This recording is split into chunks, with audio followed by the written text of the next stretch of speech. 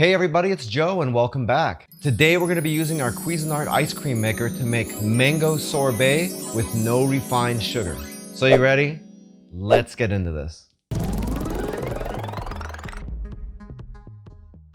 For this recipe, we're going to need some frozen diced mangoes, a little bit of monk fruit sweetener, and a little bit of orange juice.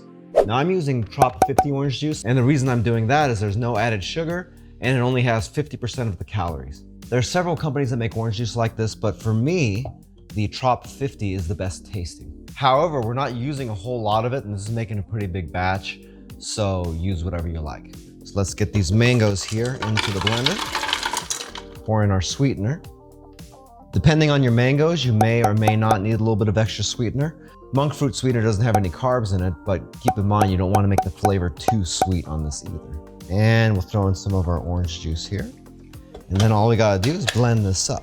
You can just blend this like a smoothie, but if you happen to have a Ninja Foodi Power Blender, you would just want to put this on your bowl setting.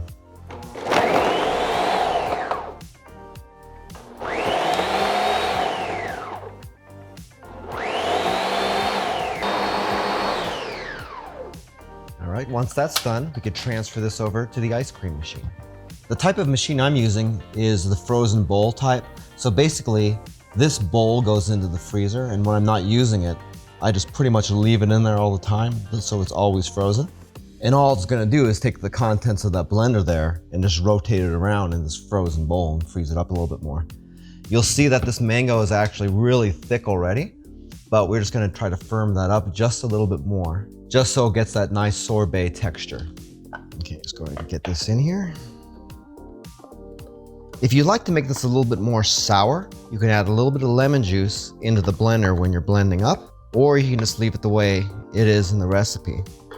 I actually added about a tablespoon of lemon juice in there just to give it a little something special. Once you got that in there, this goes on next, and then our lid. Then all we have to do is run this machine to firm it up.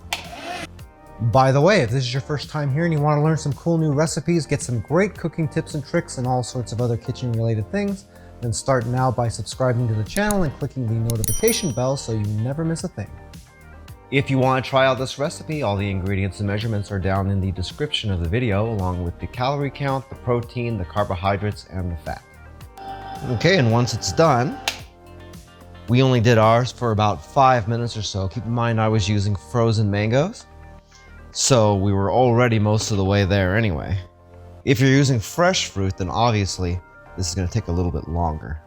And you can see what a great texture this has now. Now all we gotta do is plate this up. If you'd like to learn a little bit more about us, you can check out a couple more videos, or you can check us out online at joesphenomenal.com. I thank you so much for hanging out and watching this video, and hope to see you back here again really soon.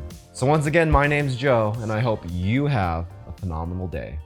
Take it easy.